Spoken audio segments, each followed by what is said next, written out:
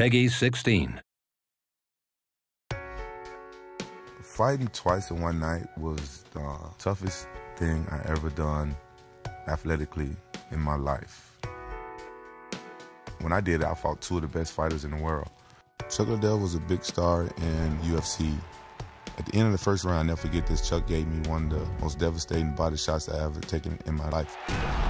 The promoter told me, like, show the world that Pride fighters are #1. You know, I'm like, okay, I'm gonna do what you say. And that's what you call a ground and pound. What a knockout. Vanderlei Silva was one of those guys that was at the top of his game back in Pride, haven't lost a fight in 5 years. The first time I fought him, 14 to 15 times he Muay Thai kneed me in the face. Oh, good knee to the head. In my sport, you make one mistake, the fight could be over. Vanderlei Silva does it again. You know, I kind of left Pride. I was unhappy over there and stuff like that, so I just took off. WFA was this organization that was up and coming, so I went there and I fought for them. They are just going toe-to-toe. Shortly after that, the UFC purchased their rights and their fighters, and that's how I become to be a UFC fighter. I trained as if my life depended upon it. I trained like I was going to die in that cage. Basically, pretty much eat, sleep, train. It's like, it feels like you have no life for 2 months, 2.5 months. When we spar, it's harder than a fight. If you don't prepare right and your mind's not right, you can get hurt. I felt unstoppable. I felt like if they would have put a bull in the cage with me, I was going home with his horn.